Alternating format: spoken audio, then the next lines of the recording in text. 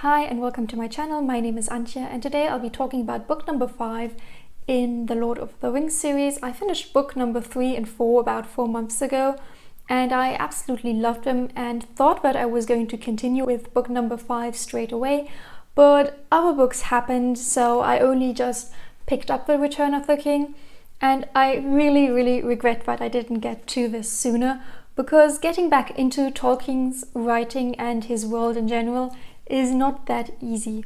But before I get into that, I'll just quickly tell you what book number 5 is about. We are following 3 different groups in book number 5. The first one being Gandalf and Pippin, who are riding off to Minas Tirith. Minas Tirith is the kind of, capital of Gondor, and it's the last fortress that separates Mordor from the rest of Middle-earth, and they have always been keeping the country safe, and pushing back anything dark that has been coming out of Mordor. And Gandalf wants to warn the head of the city, Boromir's father Denethor, that a new war is coming up and that he must stay strong and fight back, not give up.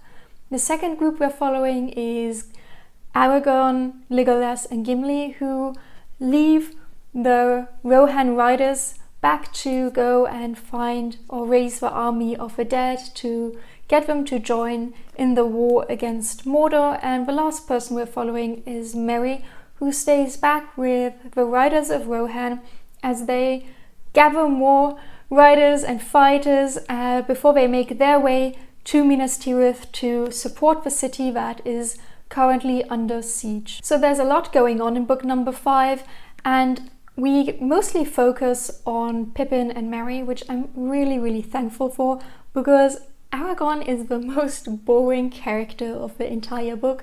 I have no interest in his character whatsoever. He doesn't evoke any emotions in me, so I'm really thankful when he is not the center of attention. And it's kind of a pity for Gimli and Legolas, who can be interesting at times, but the moment they're in the same situation as Aragorn, they kind of fade into the background and lose all personality that they have, so there's really no point in following them either. And this is the first time since the beginning of book number 1, where we meet the hobbits in the Shire, that we see Pippin and Merry in 2 different places, because up to now they've kind of been the comic relief duo that has brought a bit more fun and laughter into the whole expedition that has been quite dark. But we now see them each following their own path or their own story and developing as characters, because they are starting to see what the whole deal with Mordor is about. They are starting to understand the gravity of the situation, and that this isn't just some kind of fun expedition they're on, but that the whole of Middle-earth is in danger.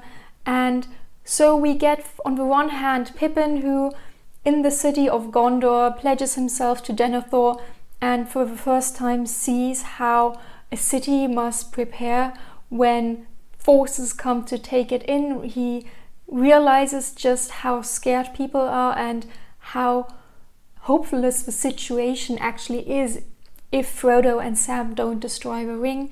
And Merry, on the other hand, kind of smuggles himself into the riders of Rohan to also join the fight, because he also wants to bring his part to the table. And yes, we do see the 2 characters separately and we see both characters develop, but at the same time I have a criticism that they don't really develop in an individual way, so their thoughts, feelings, emotions and the changes they go through, they're very similar. The only reason why I could actually keep them apart was due to them being in 2 separate places, but they didn't have their own unique voice that set them apart from one another, and they still felt like a duo even though they weren't for the majority of the book. But that is just kind of small nitpicking here. It is something I didn't realize was going on or didn't bother me until about halfway through book number 5, because to be honest I was struggling with the writing in such a big style this time that I kind of missed, I think, a lot of things that were going on, as I was just concentrating too much on the words and the sentences and everything that was going on the page. And I don't know whether it just is that I got used to Tolkien's writing in book number 3 and number 4, but I don't remember struggling this much since I think book number 1, when I started off with Middle-earth and first had to get into the whole writing from, I think, 60, 70, 100 years ago. And the crass thing is that this book number 5, read as if it had been written by multiple authors who then just added up their chapters or their scenes, and no one read over it again to see whether the writing style was consistent. It was just so all over the place that it was difficult to get into the flow and understand how you were supposed to be reading this book. And I think this criticism is a bit abstract, which is why I'm trying to explain it in a little more detail with the help of one example. So we have a scene when Rohan is riding up to Gondor to support them when the city is already burning, and we see the whole host of riders as they line up across the field in front of Gondor as everyone is taking in their position, and Tolkien just describes the dark sky, the smell of a burning city, and how nervous the horses are. And usually I'm not a visual reader, but in this case I could really imagine this field and the men and just the tension that was building up. It was absolutely beautiful and epic, and a great build-up to the biggest battle we've seen so far, even bigger than what we saw in book number 4.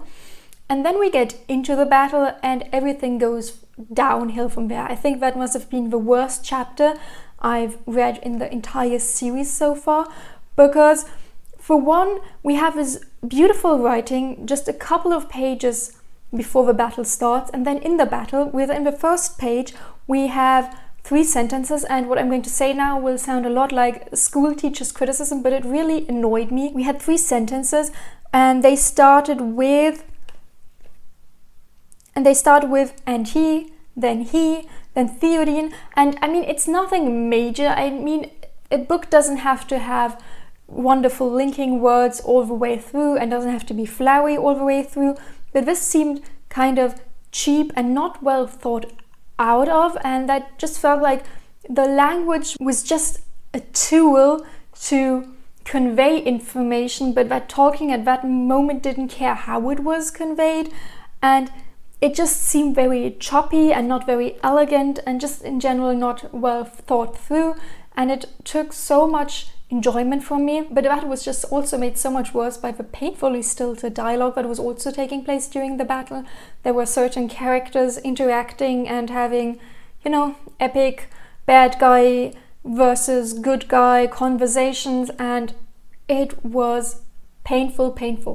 I could hardly get through the dialogue, and it broke my heart that the big climax of this book was such a huge letdown, and that I could not enjoy it in any way, or that it didn't live up to my expectation, the expectation that was raised through the films I've watched beforehand. Of course, films are not the same as books, but I am just so glad that Peter Jackson did a better job at the battle scenes than Tolkien did. I don't quite remember how I rated the 4 previous books, but I think book number 5 is definitely going to be in the bottom 2, which is such a bad start to get back into the series.